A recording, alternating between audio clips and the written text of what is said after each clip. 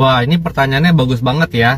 Untuk mengerti akan kenapa bisa kejadian seperti ini, teman-teman harus dijelaskan kenapa sih seseorang itu bisa kena diabetes. Jadi, gula darah itu harus selalu berada di dalam keseimbangan gitu ya. Jadi ada range normal tuh, seperti yang saya bilang, kalau misalnya belum makan apa-apa, puasa itu mestinya di bawah 100, itu kan bisa 80, 90. Begitupun setelah makan ya, mestinya di bawah 180 atau di bawah 200 deh. Itu harus akan berada selalu dalam keseimbangan. Jadi sudah ditemukan untuk bisa sampai terjadinya diabetes saat ini tuh sudah ada 11 jalur kerusakan organ, coba, dimana ya nggak harus semuanya rusak sih gitu ya, tapi kombinasi dari berbagai jalur ini akan menyebabkan gula darah tuh naik.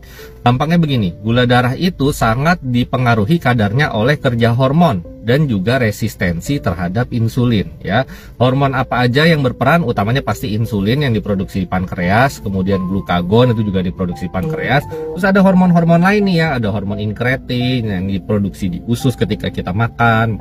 Terus hormon kortisol yang hormon stres kita, makanya kalau misalnya kita lagi stres atau lagi sakit, gula darah kita juga naik. Hormon adrenalin gitu ya, yang sifatnya juga merangsang pembentukan gula darah. Jadi banyak hormon-hormon yang terlibat, tapi utamanya insulin sama glukagon. Kalau gula darah kita tinggi, insulin lebih berperan. Kalau gula darah kita rendah, glukagon lebih berperan. Kemudian ada yang namanya resistensi insulin. Jadi meskipun hormonnya jumlahnya cukup, tapi kalau misalnya sel-sel kita menolak hormon tersebut ya, maka nanti ya gulanya juga tetap jelek. Ibarat kata begini, kalau misalnya hari Valentine, biasanya pacar kita seneng cuman dikasih bunga, Valentine berikutnya loh kok ini mesti kasih bunga, coklat, ya kue. Nah jadi makin banyak itu syarat-syaratnya, jadi dia makin resisten, makin susah untuk diajak kerja sama. Itu yang disebut resistensi insulin. Kombinasi dari entah gangguan produksi insulin yang disebabkan oleh pankreasnya rusak ya, atau terlalu tinggi hormon glukagon ataupun hormon-hormon kontra insulin yang lain, dan juga derajat resistensi di insulin, entah itu di otak, di liver, di sel otot, di sel lemak.